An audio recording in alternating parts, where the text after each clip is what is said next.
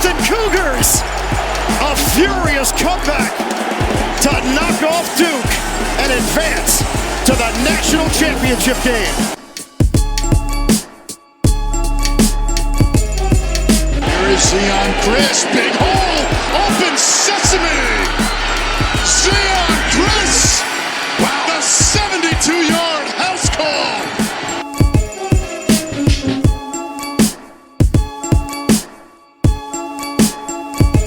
Stick it in your pipe and smoke it, baby. Yes! Welcome to the Scotland Podcast, back tonight in our usual Tuesday spot. The tryptophan is officially out of Bobby and I's system, though plenty of Thanksgiving food was eaten in the interim between when we last recorded and as we sit here Tuesday night. A lot of happy stuff to talk about. Your Houston Cougar football team is 9-3. Big regular season finale win over the Baylor Bears in Waco. Plenty to talk about there. Houston Cougar basketball. Last we talked about them was on the tail end, but had not finished the Players Era event in Vegas. Some thoughts on the final game against Notre Dame. Thoughts on their game to come, and just generally how we're feeling coming off a big event for that team. Cougar women's basketball to talk about tonight as well, though plenty to talk about with the men and the football team here. We got some other sports that we're going to kick to next week. We'll mention those at the end, but wanted to acknowledge them. So plenty of Cougar happenings. Bobby, how you doing, friend? I'm wonderful, man. It's a great time of year. The weather's actually like pretty cool. It was only like 45 today, 50 somewhere in there. So getting some of that winter feeling. I'm actually in my hoodie right now. Or not a hoodie, it's just a sweatshirt. Go Stars.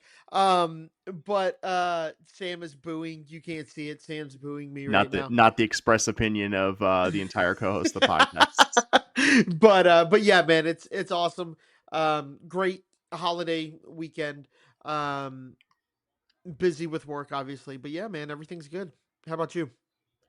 It was good. Made my, like, I've always been a contributor to Thanksgiving meals. I don't want to like say it's my first Thanksgiving meal and I act like I'd never cooked any of this stuff. No, like I've cooked a decent amount. I've always been, we'll say, like the sous chef or a lower level contributor to Thanksgiving meals. I've never been the person doing that. Me and my new significant other cooked a Thanksgiving meal, his first actually in the country, which is really cool. Like I think I didn't do my usual Thanksgiving spiel in the last episode, but it is one of my favorite holidays. Not for like the cheesy turkey drawings or the story about the pilgrims, but if you enjoy those things, I'm not going to specifically begrudge you. But it's like it is a chance to sit down and eat a good meal with people you like or love, and not work. Like I think that's like 3 for 3 for really, really cool things. And I'm as we talked about last week, obviously a big fan of the various accoutrements that is on the table that you're eating in that specific holiday. Even if I had to give a little bit of a bagging on mac and cheese, a food that I love but still find ill-fitting in the Thanksgiving meal. So, but the leftover turkey sandwiches, turkey gumbo, doing all that stuff. So that was good. It was a good holiday. Enjoyed the Cougar win on Saturday. Enjoyed the college football slate generally, and obviously enjoyed all the Feast Week men's basketball. One of my favorite annual sporting events there as well. So good Thanksgiving holiday. Yeah, good, man. Good to hear it.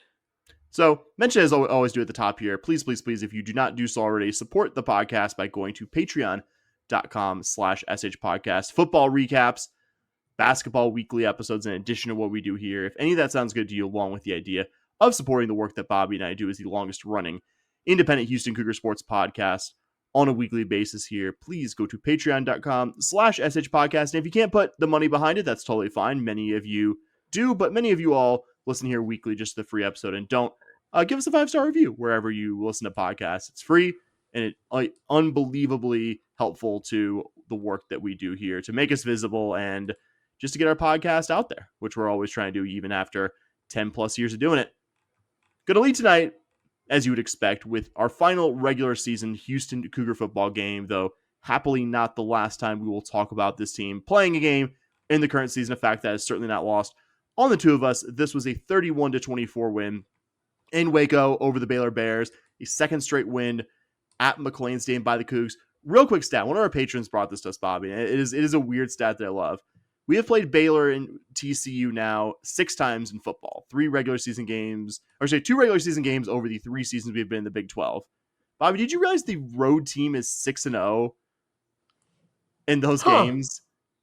Like I did not. we have never won a home game against Baylor or TCU, and since we've gone to the Big 12, and Baylor and TCU have never won a home game against us. Granted, that's a sample size of 1 with TCU that you were at, but I thought that was a weird and funny stat that one of our patrons shared with us. That's pretty crazy to think about, though.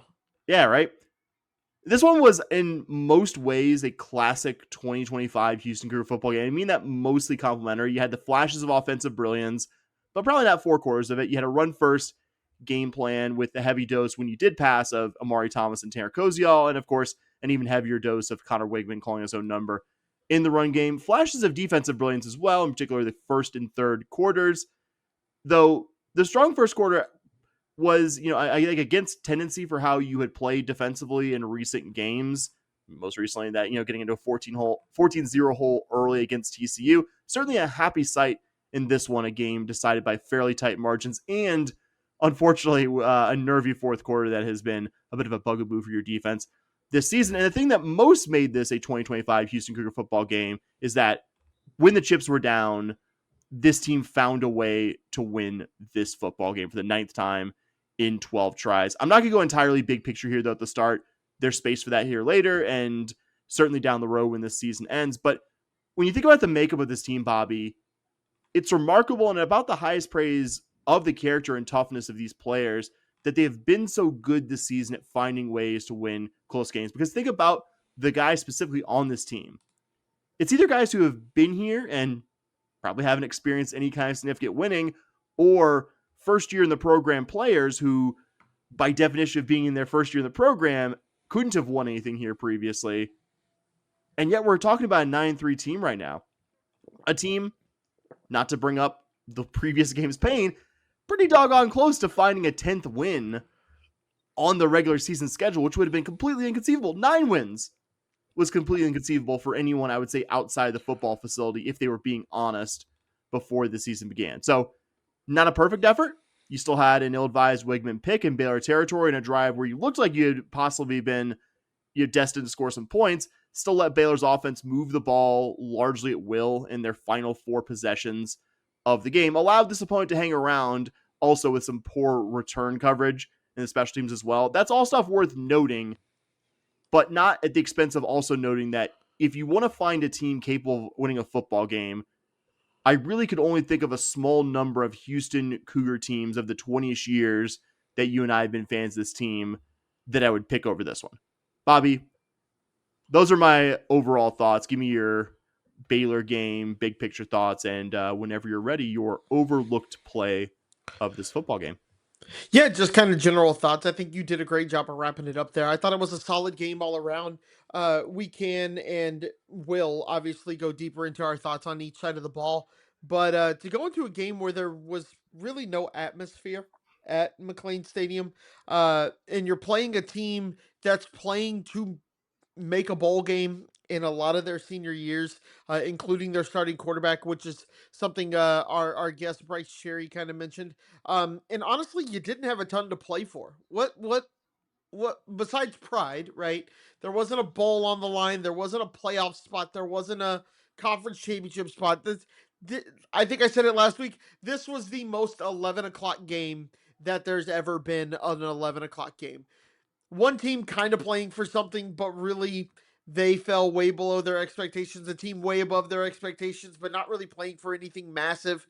Just going out there because they're required to play 12 games. If you lose this game as U of H, you don't feel any differently about this team. Maybe you go, man, you kind of lost to one of the worst Baylor teams that they've had in a long time. But, depending on how it looked, I would have found the West Virginia loss much worse than this loss. So there just wasn't a ton to play for there. I thought we played really well in those circumstances. It's easy to come out flat, and boy, did the Cougs not come out flat in that situation. So, just tip of the hat to Coach Fritz there. We've had some games with some slow starts. It's really funny. This game of all games felt like it was one that you could have gotten away, or you would have understood that slow start, and then you just didn't have it this game. So yeah, I thought that was those are just kind of my overarching thoughts on this game. This was an easy game to just kind of overlook and coast into bowl season and see where you're gonna play and do all that, and the Cougs just didn't. And then you saw the post game comments from Fritz. That guy was pumped about this win here. I love it, man. I love it. I love it. I love it. That's why he's the head coach and I'm a podcaster. Because while I sit here and it'd be easy to come out flat, Coach Fritz also clearly knew that and made sure his team didn't come out flat. So hat tip there. Now my overlooked play. This may be the most overlooked play of the season. The most wow, that's really overlooked, right? And that's because it's literally an incomplete pass. It's the final scoring drive. It's the sixth play of the drive. 1st and 10 from the Baylor 44. Baylor brings some heat. Two guys get in Connor's face right away. Connor manages to roll out. He doesn't escape a tackle, but he's definitely about to get sacked, and he gets rid of the ball. Now, why would I say that's an overlooked play? Well, he gets that ball away, and that keeps it 2nd and 10 versus 2nd and 15. And I know that doesn't sound like a lot, but when you're at the 44, that's the difference between going for it and not going for it. The second down play was I want to say was also an incomplete pass. So you're at 3rd and 10. Well, if you're at the 44 versus the 49 or the 50 after the sack, at the 44 you have a pretty good idea that we're probably going for it here. Final game or final drive of the game. We're probably going to go for it here. But then on 3rd down, you pick up 3. That puts you in a 4th and 7. You pick that up. And that just to me is the definition of an overlooked play. On the score sheet, on the play-by-play, it just shows incomplete pass. And yeah, sure, it's not great, right? But to avoid the pressure there, to manage to keep it in that part of the field, to keep it at a 2nd and 10, to me, that is probably the most overlooked play that you could really think of, is an incomplete pass. But those 5 yards, those 6 yards that you saved by throwing the ball away there, that could have been the difference between a win and a loss here, between going for it and not going for it. It was a chance for, I think Connor to show that he's become more composed in the pocket, to not turn a play where things aren't going right into, I think, a catastrophic game flipping thing. That just became an overlooked play. So I like that. I'm definitely picking up what you're putting down there for that one. I went with the play immediately before the Cougs' first touchdown of the game. This was a 4th and 4 situation well into Baylor territory. Connor Wegman found Tanner Koziol in a soft spot in the Bears defense, just past the line of scrimmage, got the first down. I picked this play not only because of its significance in keeping the drive going, a drive on the very next play where the Cougar offense scored a touchdown, the Wigman to Amari Thomas pass that would not be an overlooked play. And you probably would see this play in an extended highlight cut, but I picked it because this was something the Cougs did quite well on Saturday offensively, and that was just using the short passing game in a variety of ways with Wigman's favorite safety valves, which was mostly, but not entirely, Koziol and Dean Connors, to keep the chains moving. I thought really this wasn't really a rollout, but they did a lot of little rollout stuff too to Koziol and Connors that just worked really well. Baylor didn't have an answer for it, and not to keep going back to the TCU game, which I think I've done a bunch here early unintentionally, but that was something you never really got going in that game, and it was very detrimental to the offensive performance. So this play was the Cougar offense setting the tone early, and for not the last time in this football game, finding a way to keep a critical drive going with a 4th down conversion. You were 4 for 5 doing just that in this game. So that was my overlooked play. I don't think nearly as thought-provoking of a pick as you did there, but I'm happy with my pick. You set the bar very high on that one, honestly. Yeah, it was one of those where I was kind of struggling to figure out what I wanted to do, and then I watched. There's this YouTube account that does game highlights, but they're not highlights. It's the full game. It's just with all the extra fluff cut out. Everything is cut out, and even on a punt, you watch the ball get kicked, and they don't show the hang time. They'll show the punt, and then all of a sudden the guy's returning it, and you're like, hold on, what just happened? Like, if you go back 10 seconds, you'll miss 3 plays. It's a very weird way to watch a game. But as I was watching, I kind of saw that, and I went back like It's a 3 good way times. to watch a game a second time. Yeah, exactly. And that play, the incomplete pass, I was like, that's actually a lot bigger than you probably think it is, especially knowing what happens afterwards. No doubt. We'll leave with the Cougar offense tonight because even though there are just enough warts that you can't call Saturday really capital G great offensive performance, I'll just speak for myself when I say that when this game was tied 24-24, frustrated as I was that poor defense, special teams, and just not converting on a fourth down contributed to Baylor erasing a 2-score lead from the late third quarter, was still really confident in the moment that the Cougar offense was about to mount a game-winning drive. The same way I was when we got the ball 28-28 against Arizona, ended up being a game-winning field goal, was just really confident in real time. Like, we're about to see a game-winning drive here. And you saw this offense do some things that it hadn't been able to do in some of its recent games. Chief among them, actually mounting a good confidence-building scoring drive at the start of this game. This was the first time since the Arizona State game that you had that opening touchdown drive. And this was the general game plan that you've seen work well for this Cougar offense this season. You were run first with that run first approach, occasionally producing big explosive plays, which mostly came from Wigman in this one. And the offense was just effective enough running the ball that it allowed the Cougs to make things happen periodically in the passing game, with Koziel and Connors working as the safety valves, Amari Thomas giving you a bit more downfield, including that first drive touchdown reception. All that was good. Not perfect performance, though. Bobby, what are your Cougar offense specific thoughts from this one? Yeah, my first initial thought is, once again, this offense isn't exciting.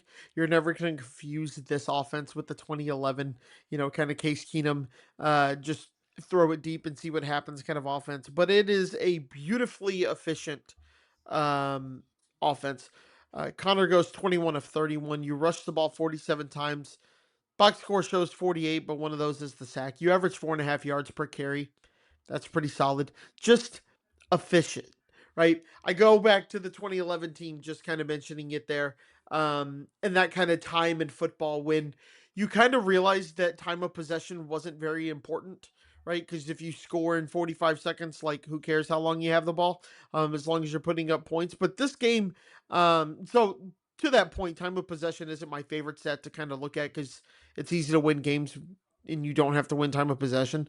But the Cougs held the ball for 36 minutes, which I think is what Coach Fritz wants to do. That's pretty damn good in my opinion. I thought this was the best offensive line game that we had all year, at least in Big 12 play. I can't think of one that I thought was particularly better, just kind of off the top of my head. I just want to shout out a group that I personally have been very tough on throughout this year and last, and just to hold myself accountable, I want to make sure that I'm also calling them out when they have good games as well. So just want to point them out there. Like I said, the offense was just efficient. That's all you want from this from this offense, is just efficiency. It doesn't need to score a ton of points. Your defense does a good enough job. So yeah, that's kind of my big offensive takeaway. Was it was efficient. It's not always pretty, but we ran the ball well. Connor Wigman had plenty of time to throw the ball, so the offensive line did well. I think your receivers did a great job as well. Like, it was just a solid offensive performance this week versus Baylor. Yeah, would fully agree with that. We've talked plenty about Amari Thomas and how good he's been on this podcast, and certainly I don't think we were Johnny-come-latelys when it came to recognizing what a difference maker he could be even before the season started. But even acknowledging that, we probably underestimated what an unbelievable impact that he was going to have on this offense, and he's had on this offense, including this game. I mean, to date, he has just over 900 receiving yards, which represents over a third of your passing output to date. And you would imagine, since the early season, certainly since Stephon Johnson's season-ending injury, he's at the top of every opponent scouting report since that early part of the season, and yet continues to be your biggest difference-making receiving option.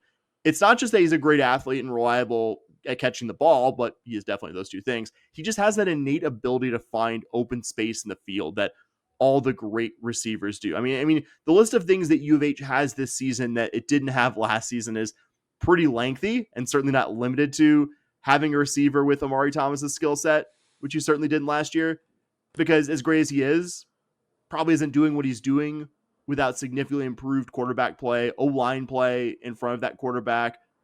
But he's been absolutely vital with a largely outside of him, with Johnson out, unproven and young receiver group. And as much as I was high on Amari Thomas, I didn't think this season he would be stamping his name among the very best receivers in the Big 12 and one of the better receivers you've had this century, which is a very good group. It is high praise to say this guy is among the better receivers, because we've seen guys like Patrick Edwards, Tyron Carrier, Tank Dell, the list goes on and on and on of really good receivers that have come through here. I mean, 10 touchdowns this season, 4th straight game with a receiving touchdown. Really good stuff. Even acknowledging that Connor Wigman threw a bad interception in Baylor territory in the first half, this was, again, another example, I thought, of Wigman shaking off a bad performance in the week before to give this offense a chance to win this football game. He's a dog, quite simply. And there's a good chance that if you're listening, you saw this, but there's a great little 7-8 second video that U of H football put on its social media channels. Bobby's nodding because he knows what I'm talking about here. Wigman's starting to say something to the camera. I think maybe probably holding a social person's phone, and defensive coordinator Austin Armstrong comes up to interrupt immediately and say, "This is a dog right here." Apologies for my bad Southern accent. I completely butchered what Austin Armstrong. He's a dog. He's a dog right here. Yes. Bobby got closer on that. Says something when your defensive coordinator is going out of his way to say that about your starting quarterback. Because for any of the flaws in how he's played, you can't argue that Wigman hasn't done everything in his power and taken a lot of physical punishment to will this team to this 9-3 record. One other thing I noticed in the broadest sense, after that game against TCU, where accuracy and just throwing the ball where his receivers could get it was a pretty noticeable issue, don't think you saw that much in this game. Save for that first half interception, I thought this was one of his better games at making good decisions with the ball and putting in the right spot. And it hasn't been the best month for that. I'm not using this month to downgrade the season he has, but I mean, UCF and West Virginia, multi turnover games. Hasn't been his best month taking care of the ball, and won't sugarcoat that interception. But outside of that, I thought it was a pretty good game for him taking care of the ball. And that also kind of goes back to an improved offensive line. We've talked a lot about what the O-line hasn't done well this year, and it's still been kind of a pain point, because if you're going to do honest analysis of this offense like we strive to do here, those are the facts. And I would be lying if I just came on here and gave real flowery praise of the offensive line. But it's also worth reminding ourselves, and this game is a good one, that the floor and ceiling for this line is just so much higher than it was last season. Even 2 seasons ago when you had an NFL guy, I would say this offensive line specifically has performed better than 2 years ago's offensive line, which, again, incredible considering you had Patrick Paul on that offensive line. But outside of him, it was a pretty big weakness 2 years ago. And again, no small feat considering that all of your regular O-linemen besides Pancake Hunter weren't on this roster a season ago. You had to build chemistry quickly, and it hasn't been perfect or pretty or easy, but it's been a whole heck of a lot better than I think a lot of recent seasons. And I would just say, we agreed on this, by the way. The TCU game, it was one of those, the rushing total was high. It was deceptive because those yards felt like empty calories, because when you really needed the yards in that game, you struggled to get them. And we'll say the 216 rushing yards in this one were largely the product of a small number of big Connor Wigman runs. But also, you were still able to get the tough yards when you needed them and did enough in the rushing game on a down-in, down-out basis to keep this opposing defense honest, which I think had its positive knock-on effects, helping the pass game be successful. Yeah, I agree wholeheartedly with, and we'll co-sign everything you said there. One quick note, love what we're seeing continually from DJ Butler. He has established himself as kind of a secondary piece in the rushing attack with Wigman and Dean Connors. The season numbers don't knock your socks off, but if you've been watching Cougar football in the month of November, you started to see what a vital secondary piece to this offense Butler has been. For the second game in a row, I would say the most explosive running back that you had, and probably second most behind Wigman of just any player out there. You got Dean Connors exhausting his college eligibility after the season. Rashawn Sanford coming back from his preseason injury. I'm really excited about next year's offense. Potentially Connor Wigman back, Rashawn Sanford back, DJ Butler establishing himself this season, and you would assume at least one more veteran portal addition to the running back room. I think that's a really, don't want to get ahead of ourselves because we have a bowl game to talk about and a team we're still very excited about, but I think that's a really exciting long-term thing there. My favorite Butler stat, Bobby, he has carried the ball 60 times this season, only lost 5 yards total on all of those rushes. Wow. Really a solid stat, considering, not saying he's a little guy, but he's also not one of those guys who's built like a Mack truck. Yeah, who can fall forward and just pick up 2. Yeah, again, like I would say like in the middle in terms of running back build, not a super slight guy, not a super heavy guy. And he's played a much bigger role than most of us expected. And given any Cougar fan paying attention, reasons to be, I think, excited about this aspect of the team in the long term.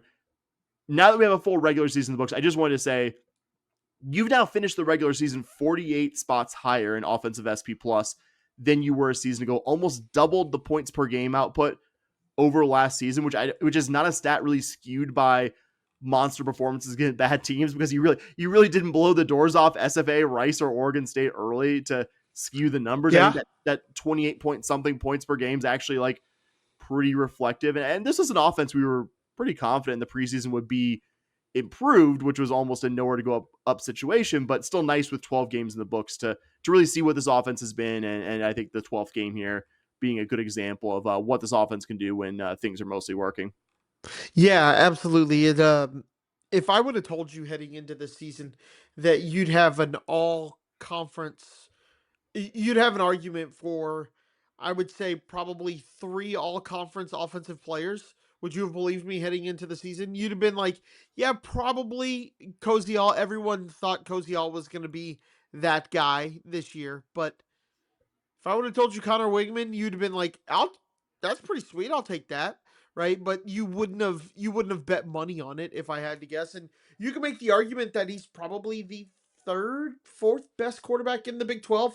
And in terms of guys returning into next year, again, not to get ahead of ourselves, you got a possible player of the year candidate next year in Connor Wigman there. So yeah, that just speaks a lot to, one, the ability of this staff to look at talent. You could see where they found talent and where they saw a lot of skill, and they were able to convince it to come here. Yeah, well, fully agree. I would have in the preseason been like, you're being a little optimistic there. Like, love it. Hope it's going to happen. Don't know if I would have entirely co-signed with it, but yeah, now like I think it's pretty inarguable. I made a case after the Arizona game that Wigman deserved to be on the all-conference team. And I think he got a little turnover happy late this season. So I think if he's on an all-conference team, it's probably an honorable mention. But yeah, like, I think very much set up to be on a preseason team potentially next year. And yeah, like I think player of the year stuff is certainly in the discussion there. 31 total touchdowns, over 3,000 total yards. Like, you can't argue. It's incredibly vital to this offense. Like, this offense by design, he's not going to throw for like 4,000 yards. You know, Noah Fafita, Sawyer Robertson, those guys are going to have sexier passing stats, Josh Hoover, but to what he's been in this offense, yeah, like unbelievably valuable. If you're not just like box score watching and stat reading, like you would know, like unbelievably important and valuable to this team. Yep. So we'll get to the Cougar defense. Like the offense, a flawed performance. Probably not one of my top 3 or 4 defensive performances of the season, but also like the offense, I still think this is a defensive performance that featured a lot more good than not. The strong first and third quarters from that unit, in large part, allowed you to win this football game. Because the first quarter struggles, though they've been an offensive problem, certainly weren't exclusively an offensive problem for this team, especially recently. Because you go back to the games earlier this month, you got into a 14-0 hole early against West Virginia, though we'll admit offensive turnovers did play a part there. That ultimately made winning that game very difficult. And, well, of course, Cougar fans remember the defense looking pretty hapless out of the gates in the previous game against TCU, where you really couldn't pin that one on turnovers. It was hugely important that this defense got off to a good start in this one, because for all of Baylor's challenges this season, they came to this game with a top 30 SP plus offense, and more specifically had a really good passing attack, which was probably the specific thing that gave me the most heartburn when we previewed the Bears. And you did see some of that passing attack once Baylor went down 2 scores. They abandoned the run, which for them hadn't been terribly effective. Credit to the Cougar defense there. Went pass first, mostly successfully, as we have seen some Cougar opponents do at times this season. Bobby, what are your big defensive takeaways from this game? Yeah, it's another prime example of you and I kind of disagreeing. I don't think it's the best performance, but it is kind of funny to have this game after last week in my opinion. I actually thought that despite the scoreboard, I thought the defense looked better than last week. You kind of saw a defense that it never felt like as I kind of watched the game, because in all honesty, I didn't watch this game live. I had a lot of work to do. I was planning on going, but then the weather possibly was going to happen, and then just when you work in retail, that weekend after Thanksgiving is kind of a big one. But yeah, you saw defense that it never felt like Baylor could move the ball at will until much later in the game when Baylor became, like you said, that pass first offense, and the Cougs were consistently running 5 or 6 in the box. You kind of saw Baylor really able to move the ball on the ground there. Um, Hell, the tying touchdown, the Cougs brought 6 and didn't get home. That's not great, right? But you saw DB kind of get burned there. The 2 touchdown drives for Baylor were 44 yards and 50 yards. It's not like they drove the ball super far and had these long, methodical drives. There was a field goal drive. I'm sorry, what were you No, going I to was say? going to say, you're Oh, right, but also they didn't, I don't know if you added another 10, 15 yards onto those fields, and you give the defense credit for, like, okay, they didn't have to have a full field, but also, like, Baylor was moving it very comfortably on both those touchdown drives. and then you look at their field goal drive where they picked up 0 yards. So yeah, that's kind of the opposite of last week where I said, "Oh man, it felt like TCU could move the ball on us at will, and they just turned the ball over." Now it's kind of the opposite, but you saw the scoreboard and you're like, "Oh, we saw the scoreboard and it was kind of like 17 points. That's pretty good. It's hard to argue against that." And it's like they got 3 without moving the ball here, right? So I don't think like you said that it was one of the top performances of the year, but I think if you just kind of box score look at this and you look at the scoreboard, it can look a lot worse than it was. Um, you know, I'll admit that it's probably because of the lack of explosive runs, but it didn't really seem like Baylor averaged that 4.3 yards that they did. Um, that it said that they did. Actually, what was kind of funny is my theory was that they just ran the ball really well in the fourth quarter while they were trying to come back, and the Cougs were not putting anybody in the box and were just kind of playing for the pass. So my theory there was that, like, oh hey, in the fourth quarter they really increased their yards per carry there. It actually didn't. The fourth quarter they gained like 4.4 yards per rush. I did the math. It wasn't a huge difference, but so I guess not on that. Just kind of felt that way watching it. You made Sawyer Robertson have his second lowest completion percentage, and his third worst QBR rating. And Sam, this was his third worst one. Can you name the 2 ones where he had a worse QBR? One will seem when if I I think, give, so from having watched them, I say when they lost to Arizona the week before. nope. Hmm. TCU and Because wasn't that a pretty high Samford. scoring game? Yes, but Samford is the one that threw me off. His Huh. rating, his QBR versus Samford was like 39. It was like atrociously bad. And you're like, what? And I think it's because they like kind of went up early and he just didn't do much from there. But yeah, that's kind of my defensive thoughts. Not to say that it was like the best performance of the year, but I think it's almost the polar opposite of how I felt last week in the sense that, like, oh, we didn't give up a lot of points, but uh but I thought the offense looked bad, and I felt like we gave up a bunch of points this game, but I didn't think the defense looked that bad. I mean, again, not to relitigate last week entirely, but I mean, you got 4 turnovers in this one, and like it would look even better, which is an unfair. Like, that's not, to be clear, what I'm expecting on a week in, week out basis. He did take it away a couple of times. One of those, I did point out that Wigman threw a pick in Baylor territory. I mean, Baylor threw a pick even deeper in their territory, a deflected ball that Mark Stampley picked up in the end zone in the first half. when I think they were still scoreless. And yeah, like you said, and I'm glad you mentioned Sawyer Robertson going 23 of 46 because I think that's significant. And I think it at least, if you're box score watching, takes some of the juice out of, okay, well, he threw for 300 plus yards. And yes, they were effective in the passing game at times later in this game, but he had to throw almost 50 times to get there. I think that tells you more about Baylor running tempo because they were chasing a 2-score lead and going a little past first than I think the Cougar secondary having a drastically worse performance than a lot of others this week. Not your best, but not close to your worst. And I really don't think there's actually that much daylight between how we feel about this one. Not a top 3 performance, but not a bad one by any stretch.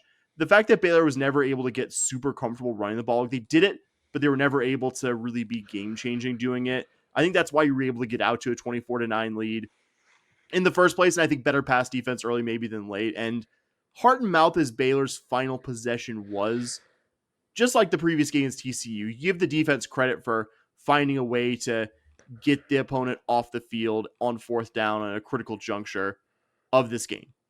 You don't have to disregard all the things that didn't go right for the Cougar defense in this one. But as they've often been this year, this defense plays its best football close to the end zone. And really, as much as bend but don't break, you said earlier, the offensive, I guess, philosophy, what they do sometimes, even though I enjoy a good running game after just years of us not having one, isn't the most sexy 2011 Houston Cougar football style offense. But they've really done the bend but don't break thing, which isn't a sexy style, but I think inarguable that over 12 games with largely new personnel and a new defensive coordinator, we could say it's been effective.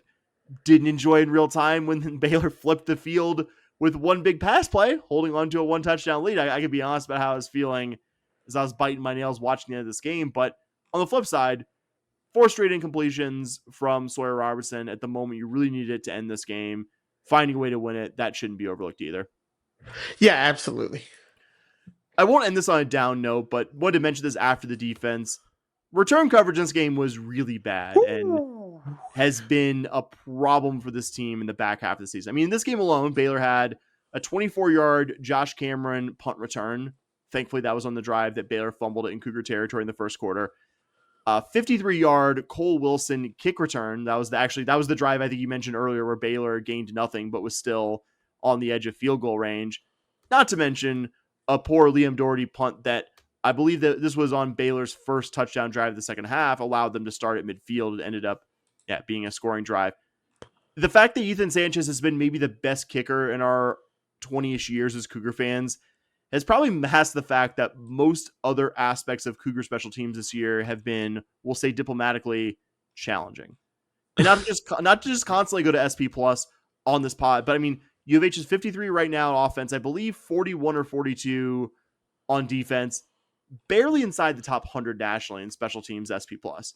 And I don't know every bit of the minutia that goes into that metric, but it says something about how poor the rest of it has gone that you have factually one of the best kickers in the country, and you're still 96th in special teams SP Plus. That tells you the other stuff isn't going exactly right. And I'm not going to belabor the point here, but you subtract those big returns from Baylor players, maybe we're not sweating this game as much. Because I do agree with what you kind of said earlier, that the special teams didn't put the defense in its best position. The Cougars getting the 1 4th down you didn't convert, being in your own territory, giving Baylor a short field, didn't set up your defense well. And I would imagine if this is something an idiot like me is noticing, it's keeping a special teams guru like Willie Fritz up at night, at least when it comes to this football team. But again, not going to end on a down note. Unbelievably proud of this team and the way they never stop fighting to win football games.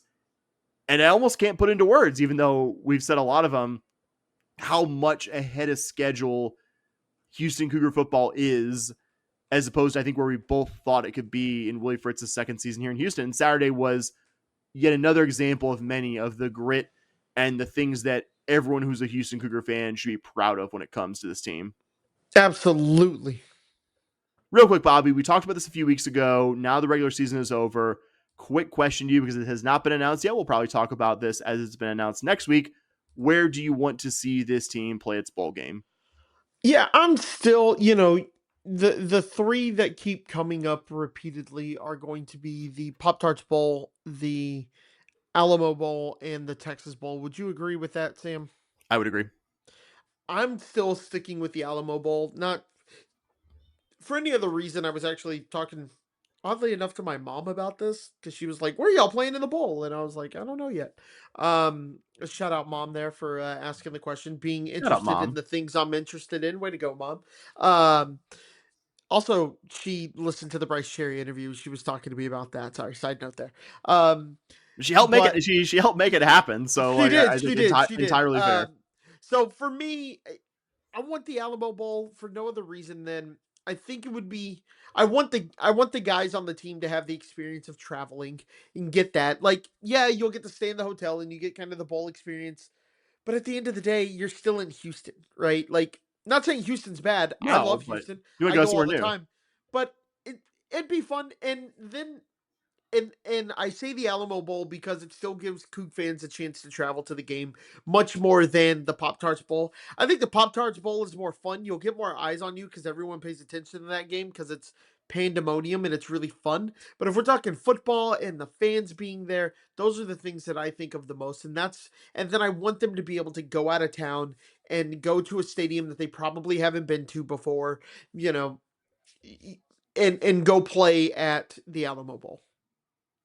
Yeah, I'm with you on that one. I'm firmly in the Alamo Bowl camp as well for all the reasons you said. And the only thing I would add, original on top of that, is you're just getting a better opponent at the Alamo Mhm. Bowl.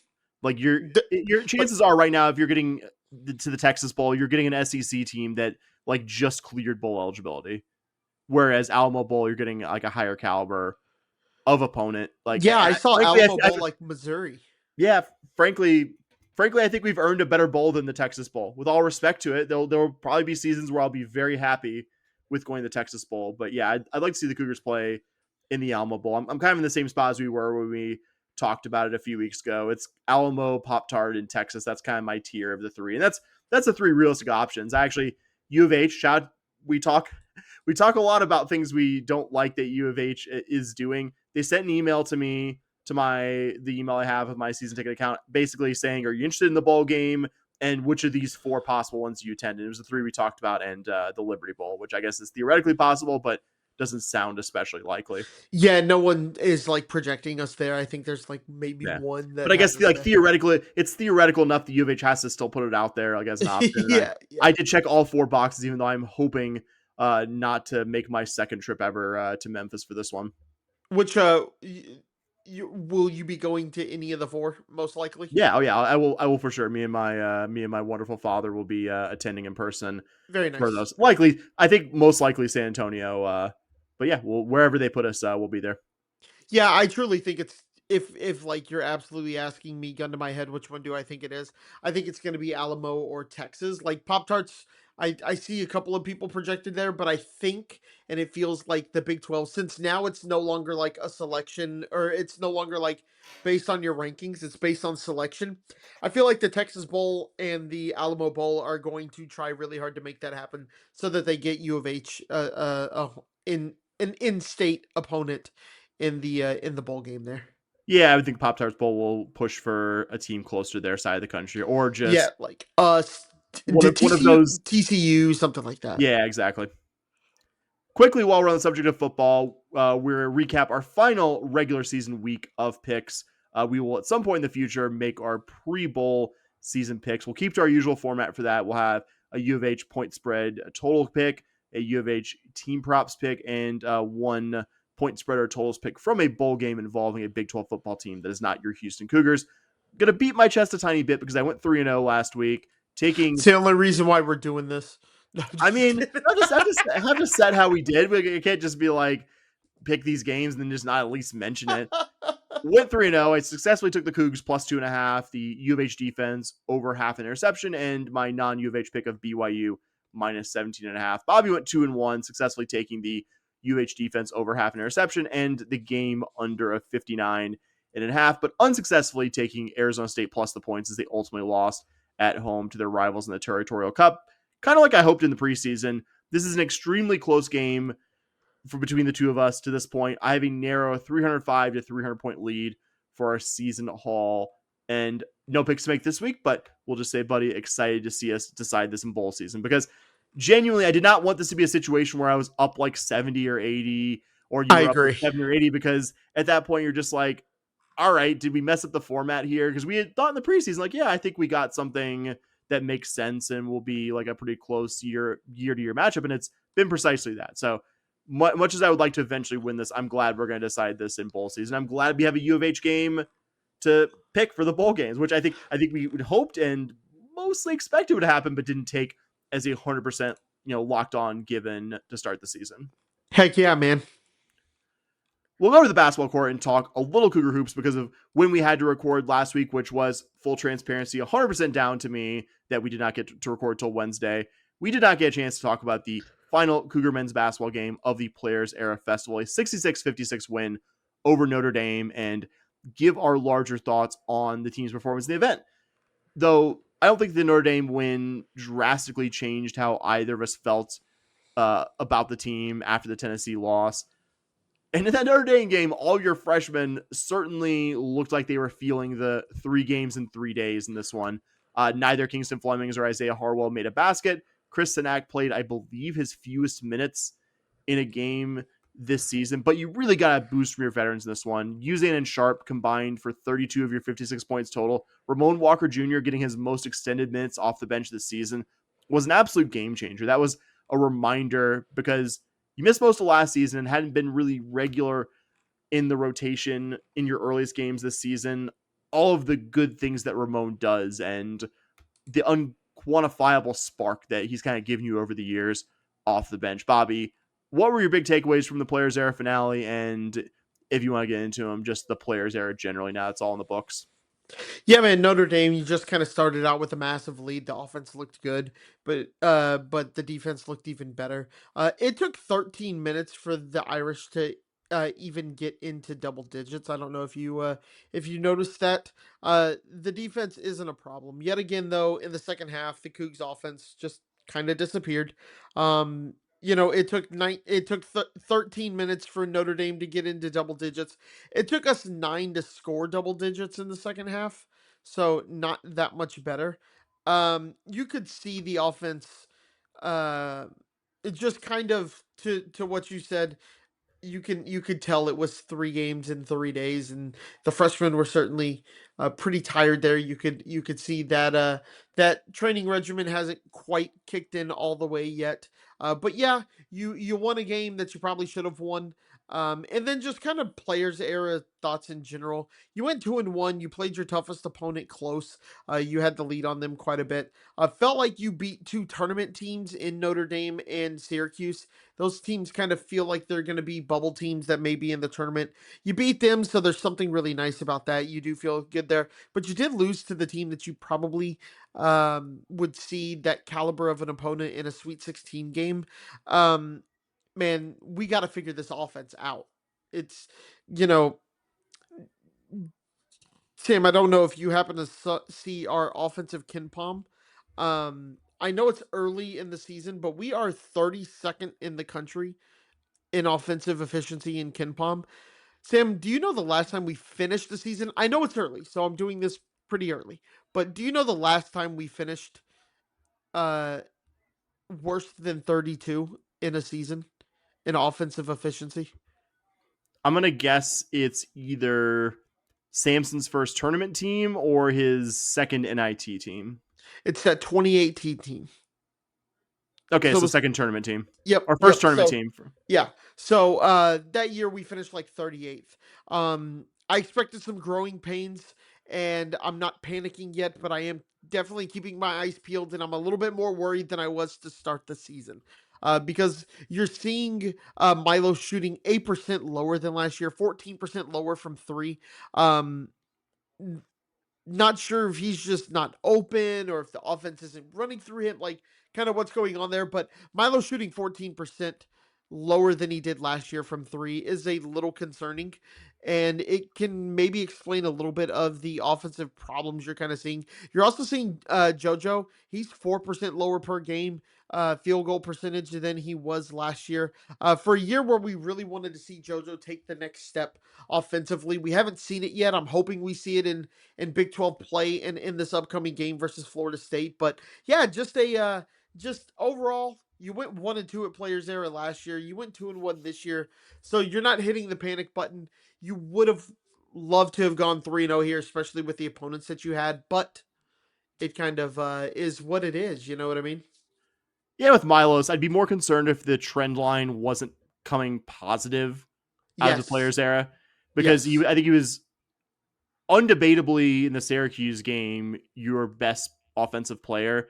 And I would Agreed. say, we'll say Agreed. for the Notre Dame game, somewhat debatably, though in my opinion, he was your best offensive player. You make a case for Sharp in that one as well. Like the numbers don't look great, but I think that's because he was starting from such a really bad place going into this event. And I think the fact that you saw both Milos and Emmanuel, who again, I think neither of them are where they're going to finish, like give you the performances they gave you.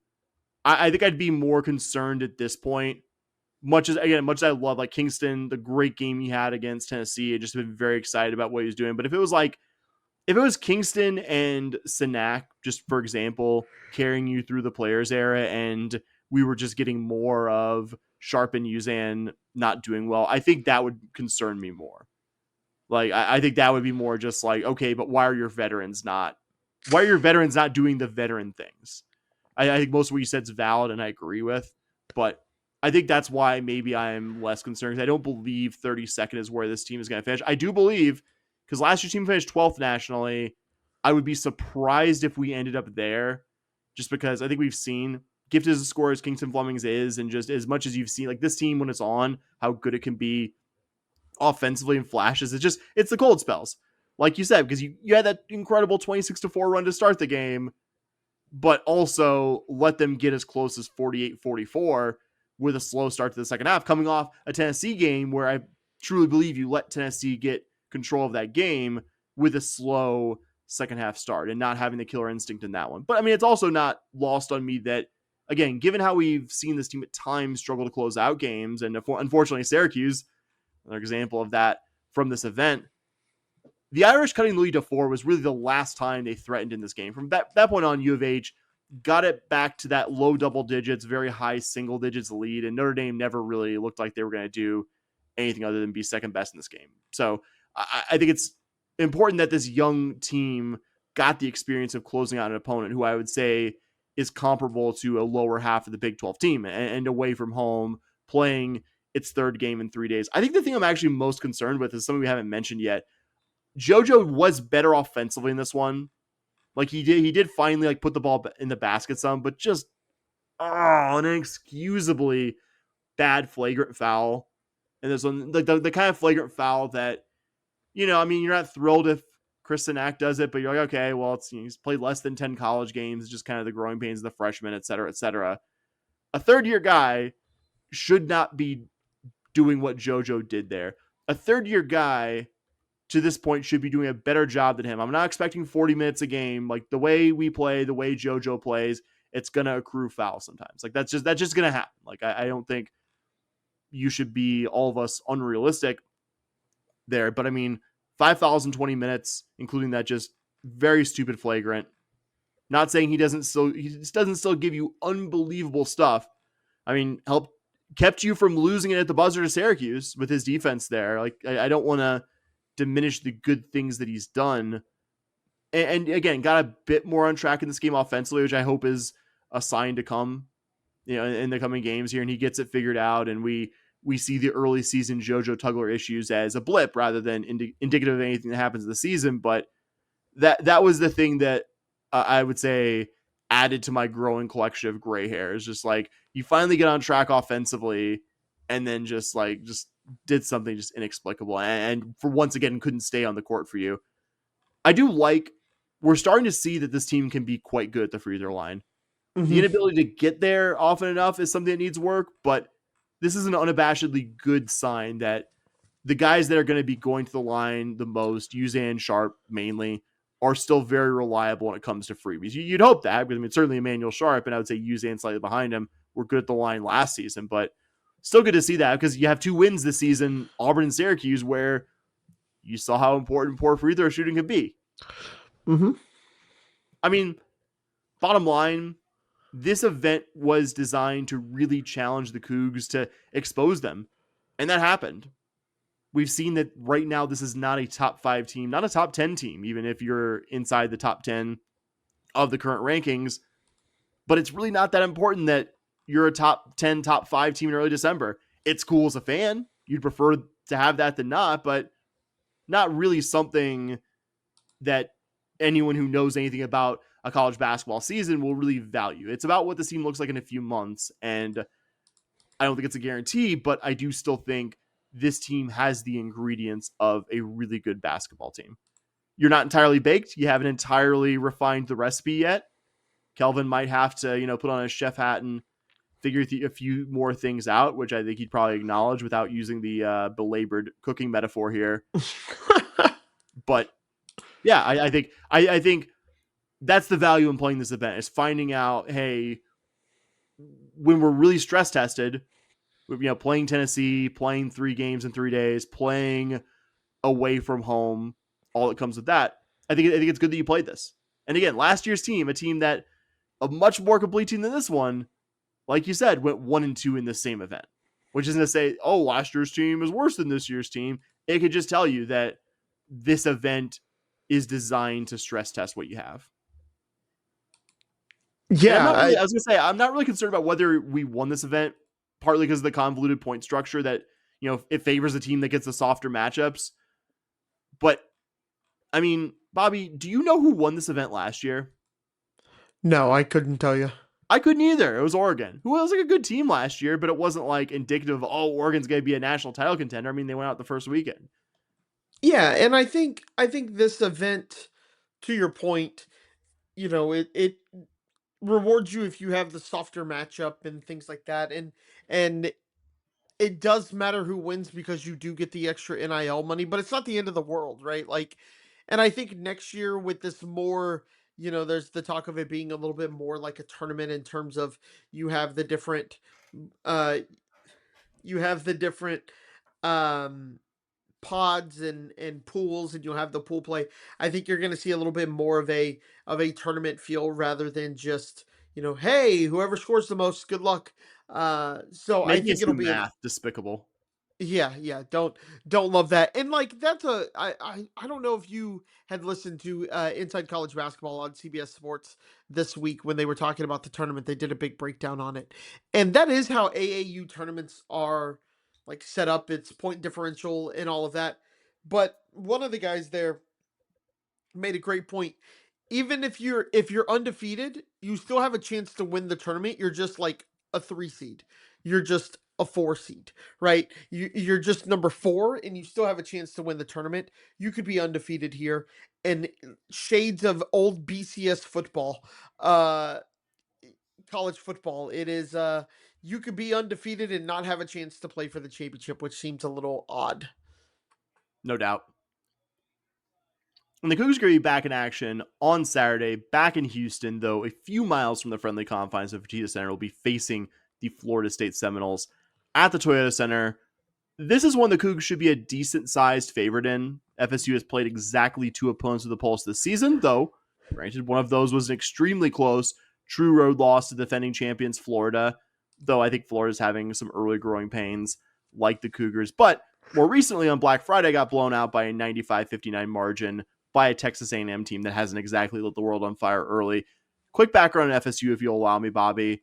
Yep, hit it. Their extremely long-time head coach, Leonard Hamilton, stepped down after last season. They brought in a beloved former FSU point guard who's around our age, Luke Laux, who kicked around the lower levels of professional basketball and then has spent most of the last decade as an NBA assistant. He was with the Warriors under Steve Kerr from 2016 to 21, and most recently for the past several years, was an assistant coach on the Sacramento Kings staff. Did work also in a non-coaching role for the Suns, sandwiched in between.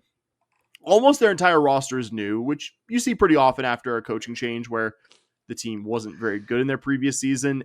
And I think I got 8 or 9 players deep on their KenPom page before I found a guy who had played for FSU last season. We'll say a couple specific things give me a little pause, a little, not concern, something that's one level below concern about this opponent.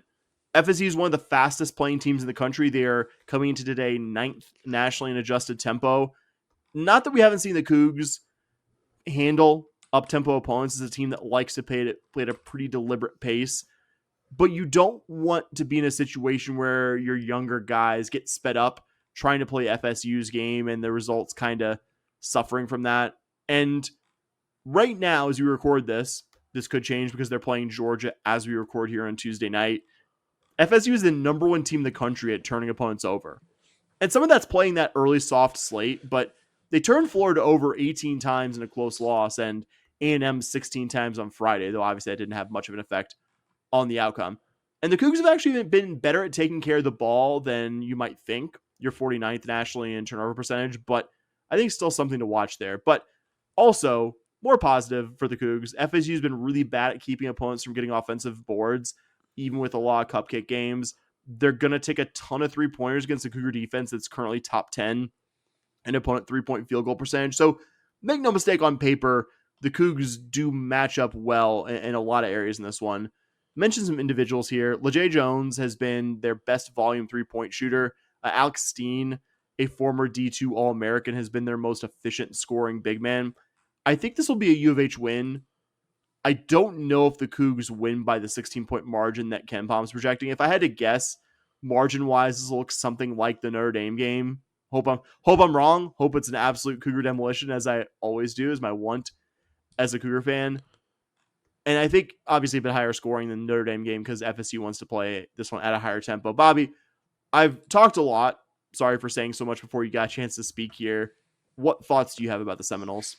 No, like you said, the first thing that jumped out to me was that tempo. They are one of the fastest teams in the country, and U of H is one of the slowest teams in the country, right? A thing that we kind of saw a couple of times last year, not to like compare this team to last year. I know every team is different, yada, yada, yada, right?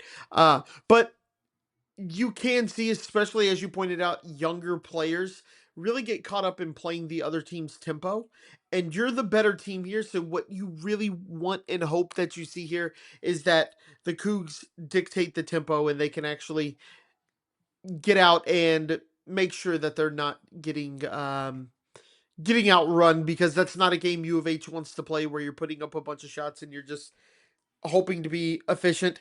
The Florida State offense isn't an efficient offense. I think it was like 109 or 119 on KenPom. I had it pulled up here.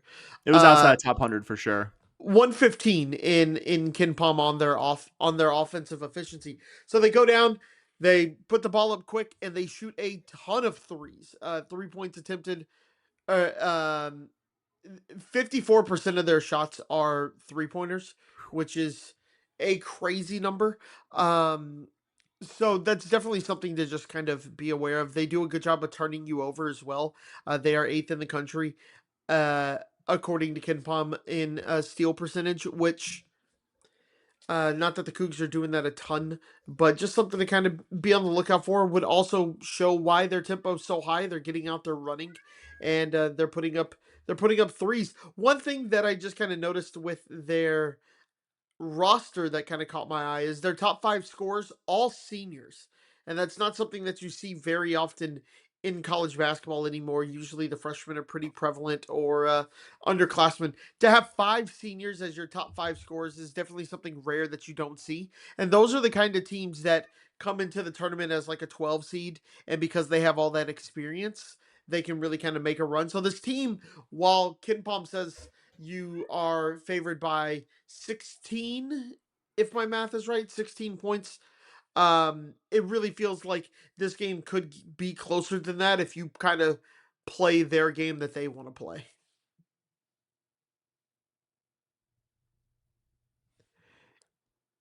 Talking with my mic muted there. We'll cut we'll cut a few seconds of silence there, but I was gonna cop to my little gaffe there. It seems, I think, a game that by the under 4 will be mostly decided, if I had to guess, in the second half. Like I think the Cougars will win this one.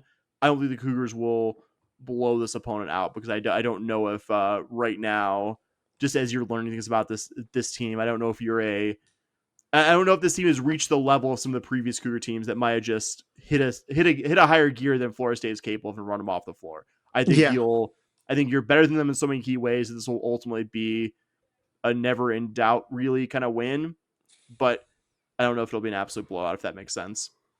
Agreed. We'll get to Cougar women's basketball, our final topic here tonight. We're out there in the Bahamas at the Baha Mar Hoops Invitational. Played a couple times. One win, one loss, with the win being a 66-61 over former conference mate Tulsa, and a Black Friday 83-68 loss that probably on the balance is your worst performance of the season. We did have to kind of box score watch this one because Bobby and I were not purchasing Flow Hoops out of a just philosophical, not a philosophical disinterest in Cougar women's basketball. Couldn't be further from the truth. You will almost always catch one or both of us on ESPN Plus when the game is happening live, and obviously we'll go back and rewatch it before we actually talk about the team. But you don't need to have paid $30 or whatever it was for Flow Hoops to understand how the opener went wrong, specifically for Cougar women's basketball. The Cougars turned the ball over 38 times, Bobby. That's it, buddy. And that's an eye-popping number even in the women's college game, which I think has generally higher turnover numbers than the men's. Sorry. No. All I was going to say is, that something went wrong. If you just, to your point, box score watch this game, you go, one team shot 48%, the other team shot 38%. Both teams were, Arkansas State was at 30% from three. Cougs were at 25. Maybe that explains a little bit. You had 15 more turnovers, and you lost by, what is that, 17? 15? Hello? Like, I'm not an expert here, but that you lost by 17. 83-66. Oh, I don't know why I thought it was 83-68. I don't know why I had that in my notes. That's according to ESPN that I'm looking at. Sorry to say that out loud. Like, I should have just let it slide. But yeah, you lose by 17. You have 15 more turnovers than the other team. You shot 10% better from the field. I mean, it's pretty simple what happened here. You don't have to be a basketball expert. 38 turnovers to 23. It's just, that's it, man. That's it. If they capitalize on half of them, there's your point differential right there. 7 different Cougar players had at least 4 turnovers. I think it was 4 or 5 had at least 5 turnovers. So it wasn't like one player was just constantly throwing the ball out of bounds or the opposing team. It was unfortunately a team effort in an area that you probably don't want to be a team effort. I think a reminder, you saw it in the second game. That game wasn't necessarily indicative of what the team's going to do necessarily on a game in, game out basis this season, but a reminder of how when things really go wrong, it's going to look like that, or it's going to look like the Rice game, which was a pretty poor performance. I looked at the box score on Friday immediately after the game went final. I kind of been following along. I saw we were in an early hole and just kind of never got out of it. And I expected it to be, because Arkansas was just nuclear from the field. They're shooting 55-60%. Like you pointed out, 48% is very good. It is not unbelievable, just everything they threw up went in the basket. Cougars didn't shoot especially badly either, but when you have 17 assists and 38 turnovers, which I believe was the ratio in this one, not going very many basketball games that way. Just a bad day at the office. But it was good to see yeah, sorry. No, I was just going to say you lose by 16 and points off turnovers are 31-17. Yeah. I mean, that's the game right there. That's the game.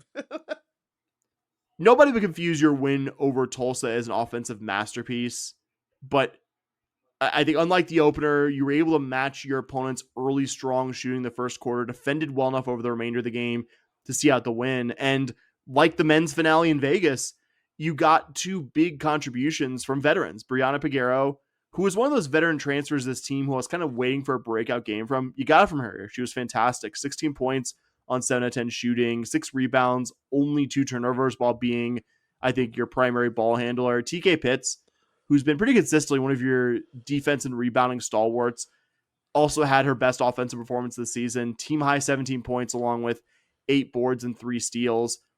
Free throw shooting has been, we'll just say, frustratingly inconsistent in the early season. But Pitts, That's fair, by the way.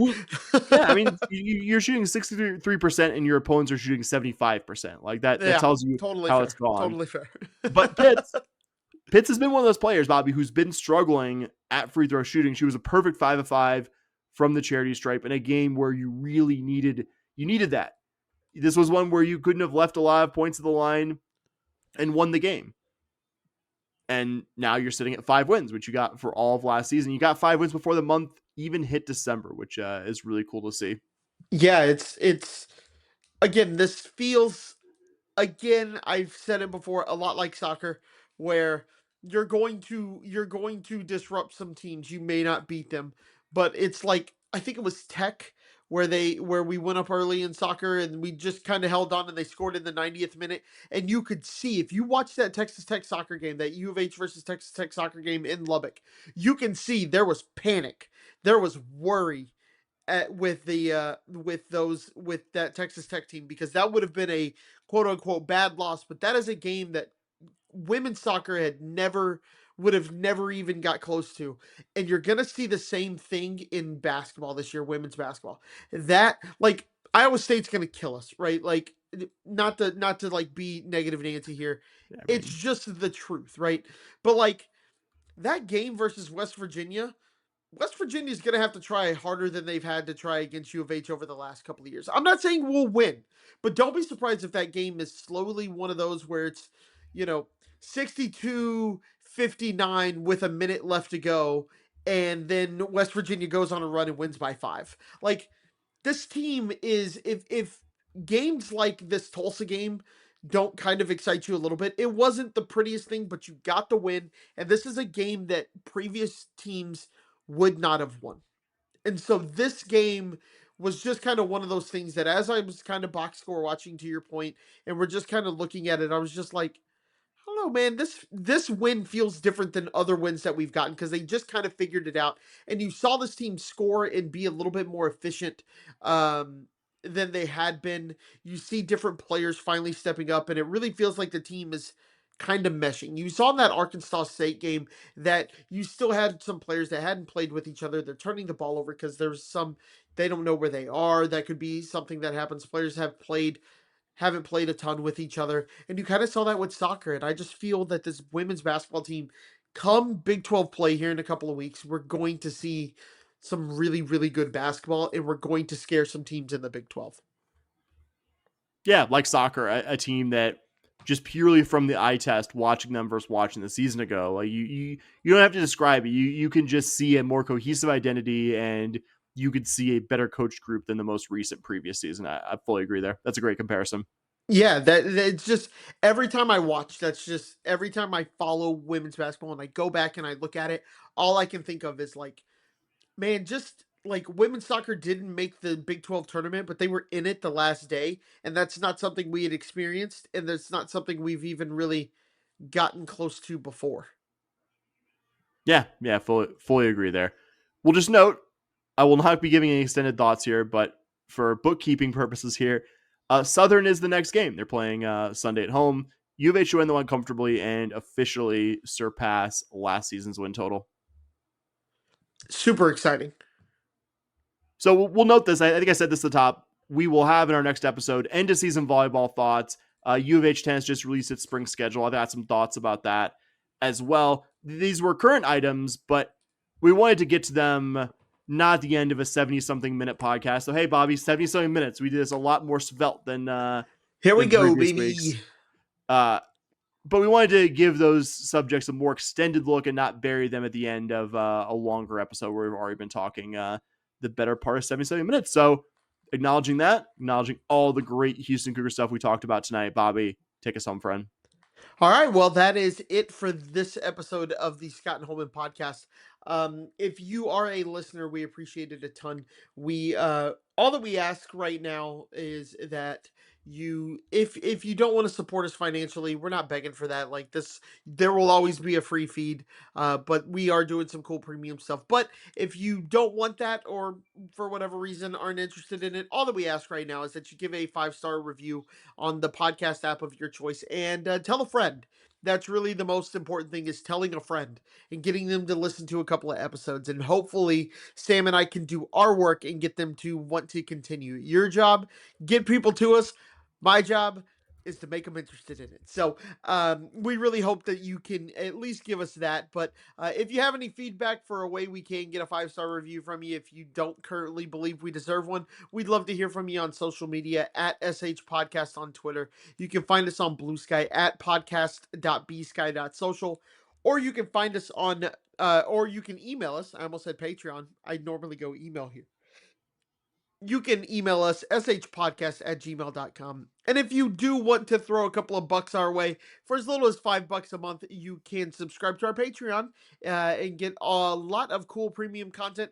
Sam and I haven't exactly discussed when we're going to record it, but we are going to do something with the recruiting class pre-transfer portal, because hopefully tomorrow or today, as you listen to this, we have the news of a particular recruit signing with us and it being signed, sealed, delivered. So we want to celebrate that and really get excited about that. So that will be coming to the premium feed. Sam's doing a bunch of really cool basketball stuff on there. So highly recommend.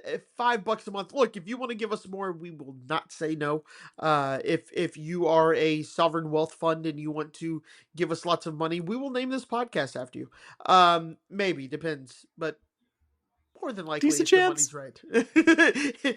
We can be bought. I just want anyone who's listening to know we can be bought, okay? Yes. And Before we're you get too probably idealistic about us. and we're probably cheaper than you think, all right? So, but with all that being said, we appreciate you guys so much. Hope you had a great holiday season. And Sam, what do we always say, buddy? Go Cougs. All right. Go Cougs! Let's go!